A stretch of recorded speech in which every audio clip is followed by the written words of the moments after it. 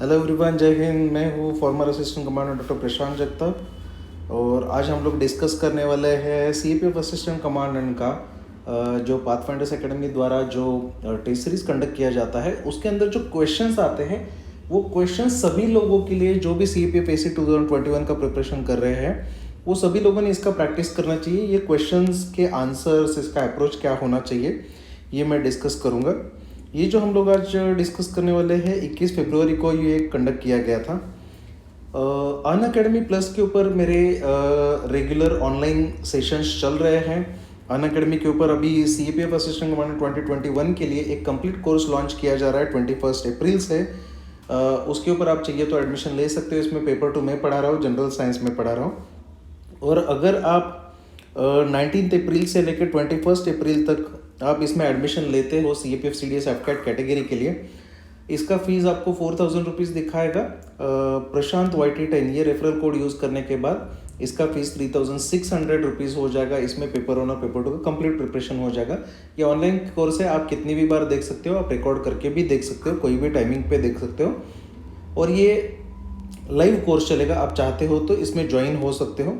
अगर आप 19 अप्रैल से लेकर 21 अप्रैल तक आप इसमें एडमिशन लेते हो तो आपको 8 अगस्त को तक ये कोर्स मिलेगा। 21 जुलाई तक नहीं मिलेगा, 8 अगस्त तक को आपको इसमें एग्जाम होने तक एक्सटेंशन मिलेगा। टेरिटोरियल आर्मी का भी हमारा कोर्स लॉन्च हो चुका है, आप चाहते हो तो उसमें भी ज्वाइन हो सकते हो। 11 जुलाई को ये एग्जामिनेशन है। If you want you can join for this course.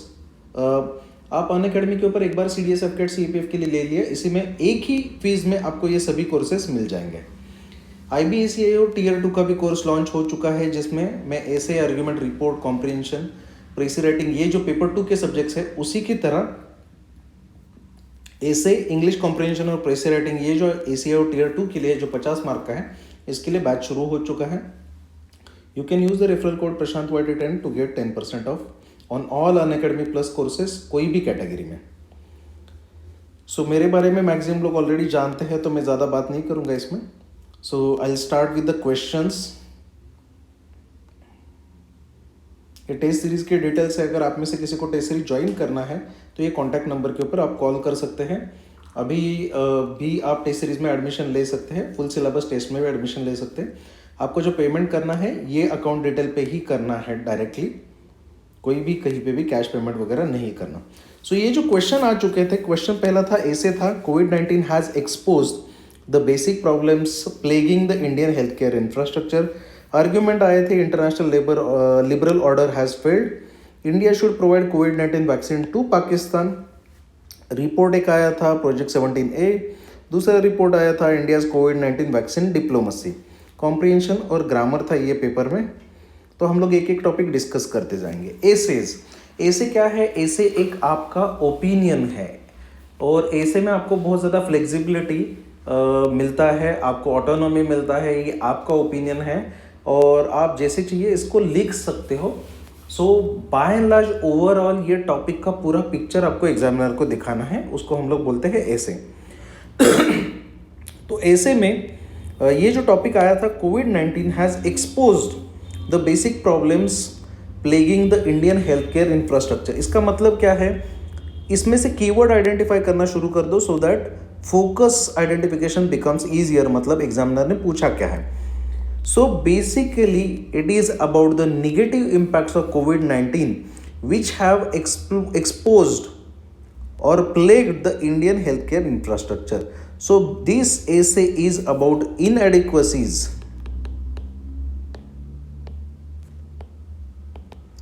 और insufficiency of Indian healthcare infrastructure।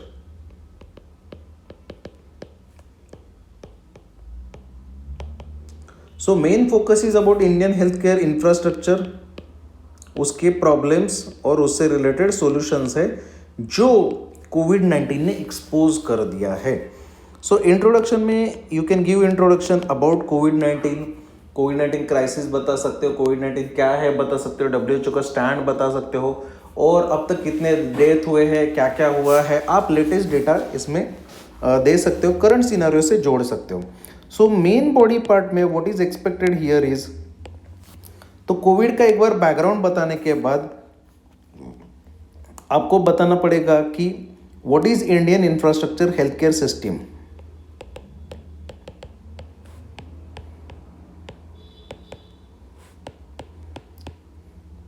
इसमें क्या क्या है, इंडियन हेल्थ केयर सिस्टम में दोनों प्लेयर्स है, प्राइवेट भी है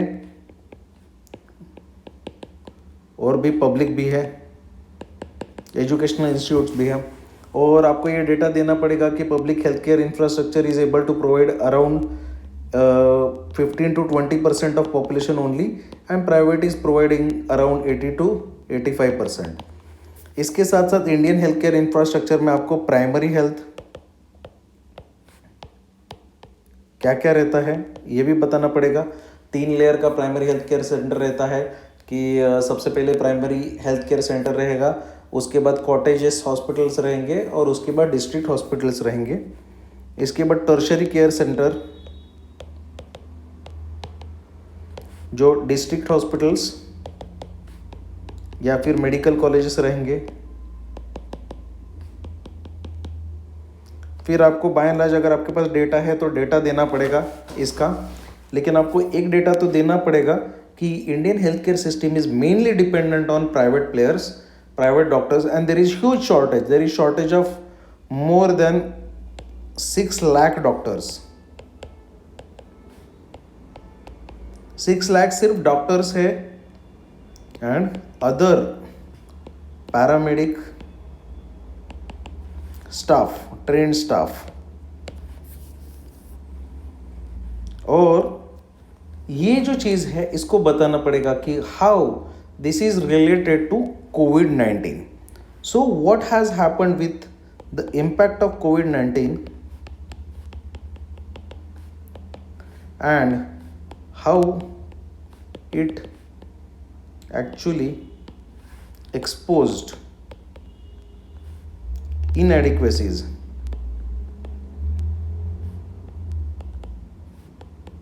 of हेल्थ केयर इंफ्रास्ट्रक्चर। क्या क्या किया, पॉपुलेशन बेड रेशो ये बहुत स्क्यूड है, बहुत छोटा है। पॉपुलेशन फिजिशियन रेशो है, population health care facilities, colleges, hospitals, training, awareness, ये सब कुछ इसमें आ जाएगा। इम्पैक्ट क्या क्या है और मतलब यहाँ पे यही पार्ट में आपको बताना कि प्रॉब्लम्स,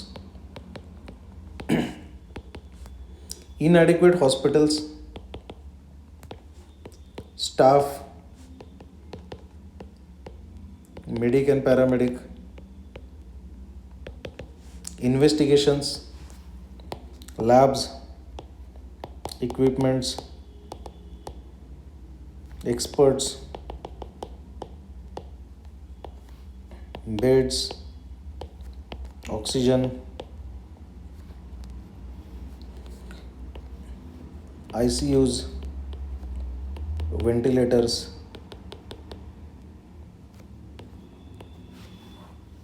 दूसरा है इनएडिक्वेसीज में heavily dependence on private sector.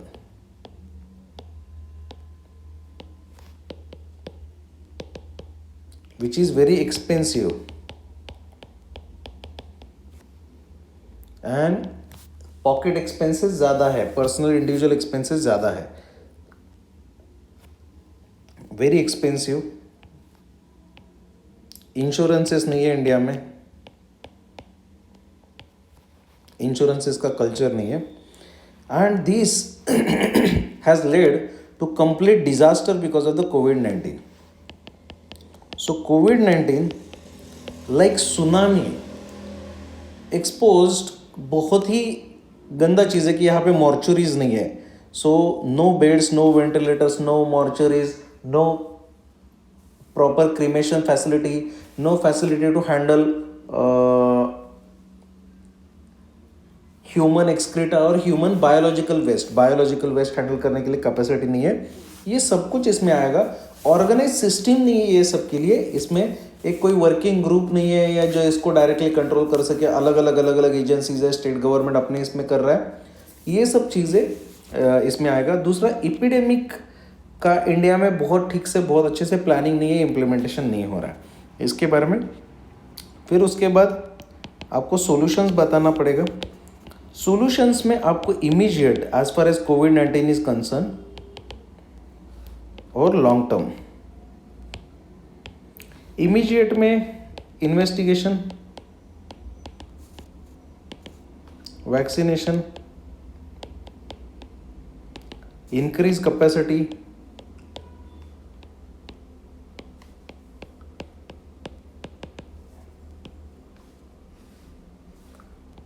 ICUs, ventilators,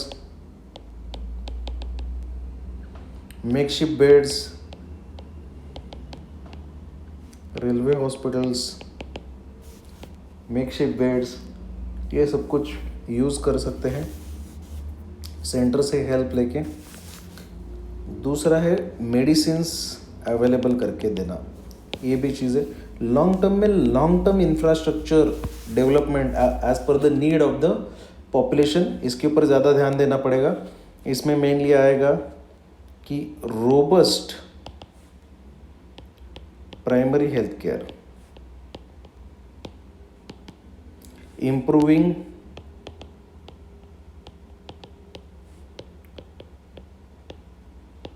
population doctor ratio, more expenditure on public health, insurance, ये सब चीज़ें, और long term infrastructure development.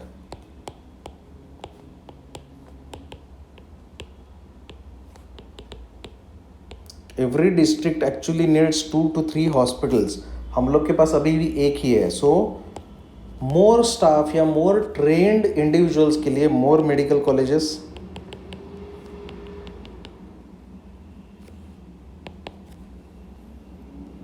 For under graduate as well as post graduate, more paramedical staff,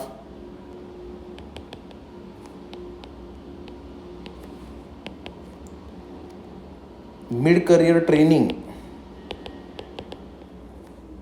bridge courses जिसको mixopathy बोला जाता है, bridge courses जो basic medicine देने के लिए जिनको रेडी किया जा सके, main streaming of Ayush,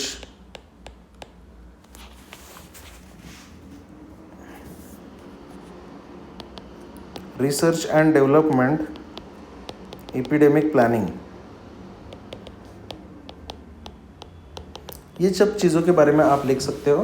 and ultimately आपको कंक्लूजन करना है। कंक्लूजन में वसुदेव कुटुंबकम, आप ये बोल सकते हैं सर्वे संतु निरामया सर्वे भद्राणि पश्यन्तु माँ कश्चित् दुःखितो भवेत्, वो यूज़ कर सकते हैं। हेल्थ इज़ द वेल्थ, इसको यूज़ कर सकते हैं। ऐसे कुछ कई कोट्स आप इसमें यूज़ कर सकते हैं। International liberal order has failed. Argument में आपको दोनों साइड मेंशन करना है। What is international liberal order is basically, international liberal order is a law based और रूल बेस्ड इंटरनेशनल ऑर्डर।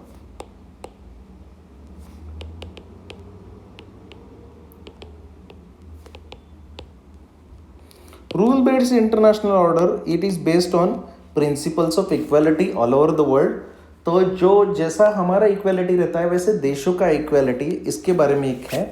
तो मतलब इंटरनेशनल वर्ल्ड ऑर्डर एक ऐसी चीज़ है जिसमें दुनिया के सारे देश एक ऑर्डर में जाने माने, कौन किसी से कितना ज़्यादा पावरफुल है, क्या है, ये कॉन्टेक्स्ट में ये चीज़ है। सो इंट्रोडक्शन में आपको इंटरनेशनल लिबरल ऑर्डर क्या है इसके बारे में लिखना है, और आपको रिसेंट डेवलपमेंट की वजह से, जैसे चाइना, इंडिया, अमेरिका, रशिया, इनके बीच में चलते हुए कन्फ्लिक्ट से आपको बताना पड़ेगा कि there has been ongoing discussion whether international liberal order has completely failed और व्हाट। और इंटरनेशनल लिबरल ऑर्डर मेंटेन करने का काम इंटरनेशनल एजेंसीज करते हैं, जैसे UN, IMF, वर्ल्ड बैंक, और जो पीस मेंटेन करने का काम करते हैं बेसिकली, और ऑर्डर मेंटेन करने का काम करते हैं ताकि बहुत ज़्यादा एस्केलेशन नहीं हो। सो फॉर में आपको लिखना है कि international liberal order has failed because, क्यों फेल्ड हुआ। सो फेल्ड हो गया मतलब क्या हो गया, American hegemony.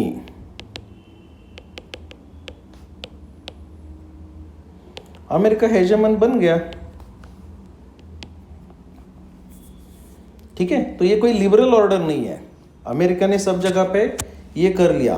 Few countries are very powerful,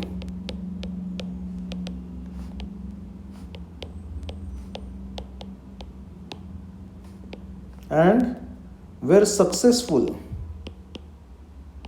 in not letting other countries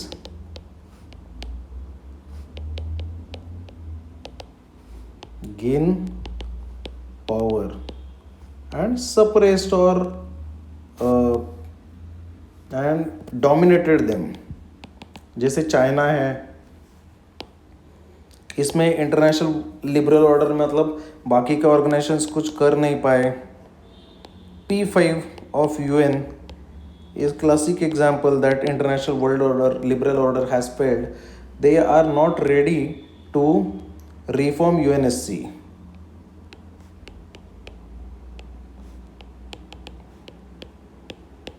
which is non democratic organization। इनके पास स्पेशल वेटोज हैं। Russia annexed Crimea in 2013। World couldn't do anything।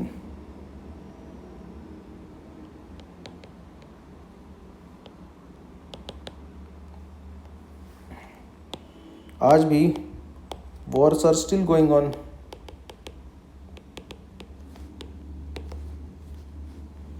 International world order failed actually, liberal order कुछ नहीं बन पाया। Palestine का issue solve नहीं हुआ है, इजराइल पैलेस्टाइन का, and many issues, international issues.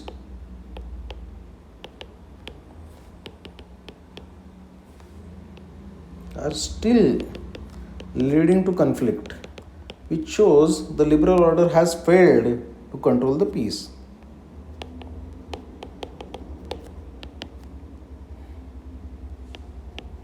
Poverty, underdevelopment shows less concern of rich countries towards global warming।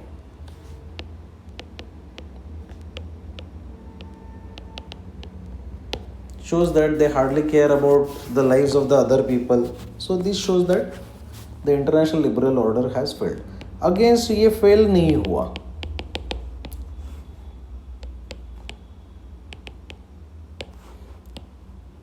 Successfully averted World War III। World War III हुआ क्या, नहीं हो पाया।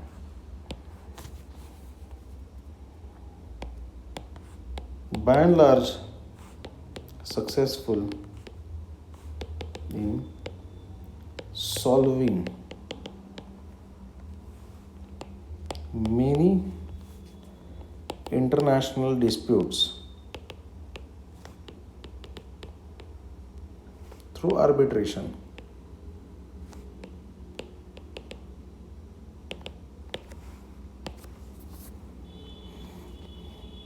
Successful in securing cooperation of most countries on common agenda like global warming,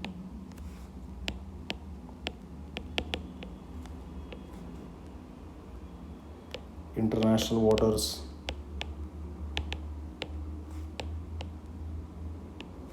space,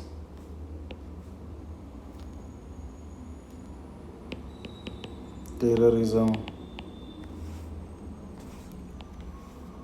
environment, COVID-19 pandemic, etc. By and large successful.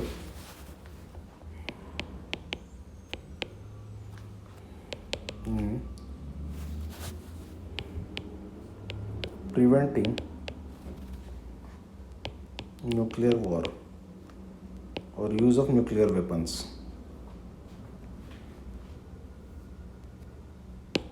ठीक है. Conclusion. The international liberal order is not completely failed, neither completely successful. So basically आपको conclusion में ऐसा बताना है कि जो liberal order है, जो create करने का कोशिश किया, आइडियलिस्टिकली बनाने का कोशिश किया, वो आइडियलिस्टिकली कभी बन नहीं पाया, लेकिन काफ़ी चीज़ों में सक्सेसफुल रहा, लेकिन काफ़ी चीज़ों में ये फेल हो गया. जैसे कि जो बड़े बड़े पावरफुल देश है उनका दादागिरी हेगेमनी अभी भी चल रहा है. जैसे P5 है, इनका दादागिरी चल रहा है. सो इंटरनेशनल लिबरल ऑर्डर ये और लिबरल बनाने के लिए, मोर डेमोक्रेटिक बनाने के लिए इंटरनेशनल ऑर्गेनाइजेशंस जो है they should be made more democratic. Every country gets equal say in all international affairs, and countries, bigger countries like India, Brazil, South Africa, Germany, Japan should also be included into the P5 or Permanent 5 in United Nations Security Council, which will make the international order just and truly liberal. ऐसा आप लिख सकते हो. India should provide कोविड-19 vaccine to Pakistan. India ने कोविड-19 vaccine Pakistan को provide कर देना चाहिए. सो आप बता सकते हैं कि इंट्रोडक्शन में India has recently decided to provide COVID-19 vaccine to Pakistan has again led to the debate whether it is good strategy to provide COVID-19 vaccine to Pakistan or not. For क्यों provide करना चाहिए? Change image of India,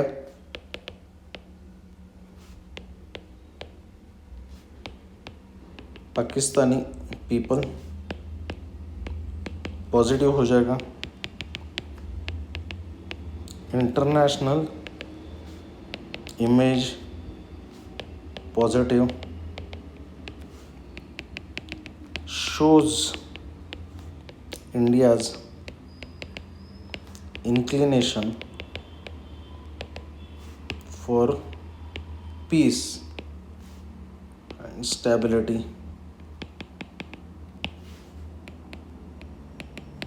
Part of soft diplomacy.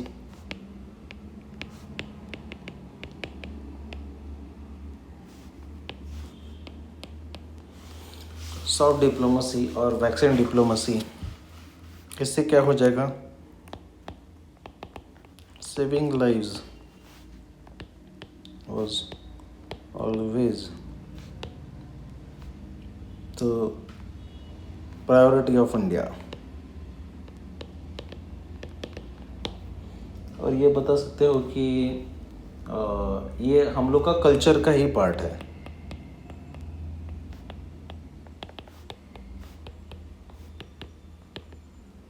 Vasudev कुटुंबकम वगैरह वगैरह. Against क्यों नहीं देना चाहिए?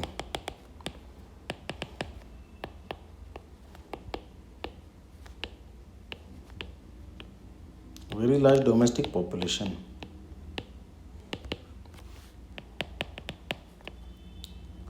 Second highest Covid cases,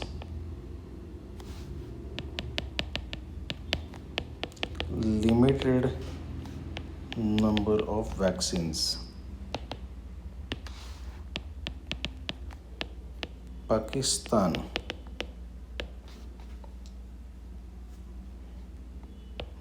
never reciprocated positively.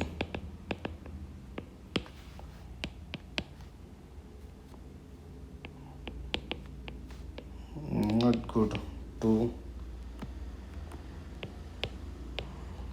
feed enemy and keep our own hungry, ऐसा करके लिख सकते हो। कंक्लूजन में कंक्लूजन आपने ये लिखना चाहिए कि इंडिया ने सबसे पहले क्या करना चाहिए, इंडिया ने सबसे पहले डोमेस्टिक पॉपुलेशन को फटाफट कर लेना चाहिए। Majority of the vaccine should be made available to the domestic population, and once this domestic vaccination is completed, then India should extend the vaccination drive or exporting vaccines to neighboring countries including Pakistan, which will not create any problems domestically as well as internationally. And India should not deny providing vaccines to Pakistan. Vaccine तो देना चाहिए लेकिन domestic population देने के बाद। Project 17 है, project 17 ये deliberately उस टाइम पे जो न्यूज़ में था ये रिपोर्ट है, इतना स्पेसिफिक आपको एग्जाम में रिपोर्ट आने का चांसेस बहुत कम है। प्रोजेक्ट 17A ये एक शिवालिक क्लास इंडियन नेवी का प्रोजेक्ट है, माझगांव डॉक का और गार्डन रिच बिल्डिंग का, जिसमें नीलगिरी क्लास फ्रिगेट्स बनाने का ये प्रोजेक्ट है। तो ये क्या है, नेक्स्ट जनरेशन फ्रिगेट प्लान है। तो इसमें क्या है, बेसिकली गाइडेड मिसाइल फ्रिगेट्स है ये प्रोजेक्ट के बारे में। तो ऐसा वाला कभी भी रिपोर्ट आता है तो रिपोर्ट हमेशा ऑब्जेक्टिव एनालिसिस रहता है या इन्फॉर्मेशन प्रोवाइड किया रहता है by the third person. So simply इसमें इंट्रोडक्शन में लिख दो प्रोजेक्ट 17A क्या है, डेफिनेशन मतलब प्रोजेक्ट 17A और the Nilgiri class frigate is a project of Indian Navy which intends to build ships for the Indian Navy which are Nilgiri class or missile guided frigates at Mazgaon Dock and Garden Reach shipbuilding, ऐसा करके लिख सकते हो। फिर इसके बाद next वाले part में हमेशा बॉडी वाले ये इंफॉर्मेशन या प्रोजेक्ट के बारे में है, तो आपको यहाँ पे आएगा प्रोजेक्ट का डिटेल्स, कितने शिप बिल्ड करने वाले हैं, सभी WH questions, who, when, why, how many, where, ये क्वेश्चन को बेसिकली आपको आंसर करना है। फिर ये क्वेश्चन के इसका एनालिसिस करना है कि एनालिसिस में आप एडवांटेजेस डिसएडवांटेजेस बात कर सकते हो।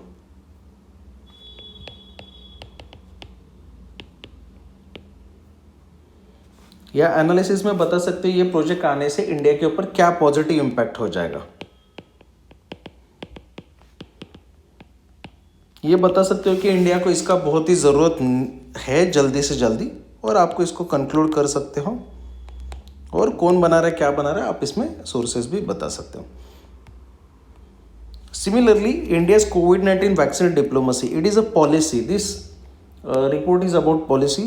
So introduction में आप डायरेक्टली सिर्फ COVID-19 के बारे में बता सकते हो, and India is one of the largest producers of the vaccine, and आप इसमें ये बता सकते हो कि COVID-19 इंडिया वैक्सीन सभी देशों को प्रोवाइड कर रहा है, which is the part of India's vaccine diplomacy, that is improving the contacts between Indian government and governments of all other countries, and India has already provided vaccine to more than 80 countries. Background में जो body part है, body में आप बता सकते हो कि Covid का बैकग्राउंड क्या हुआ, कैसे हुआ, इम्पैक्ट एंड वैक्सीन्स। इसके बाद आप बता सकते हो कि एडवांटेजेस, क्या एडवांटेजेस है वैक्सीन डिप्लोमेसी के,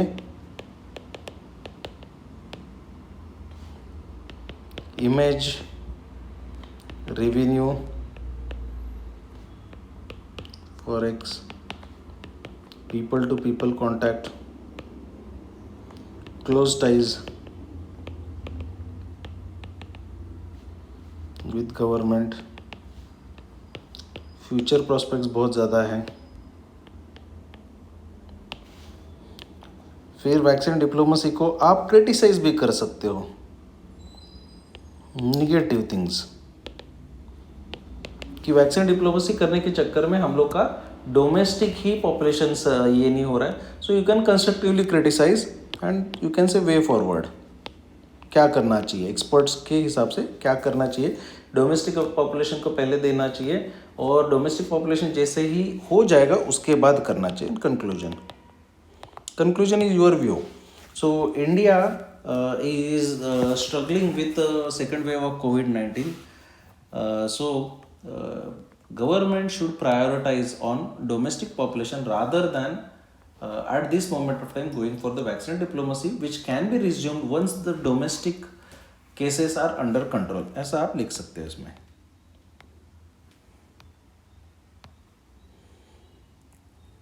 कॉम्प्रिहेंशन के आंसर आसान रहते हैं, डायरेक्ट कॉपी पेस्ट मत कीजिएगा, इसको ट्राई कर लीजिएगा। इसके सैंपल आंसर्स हम लोग प्रोवाइड कर देंगे।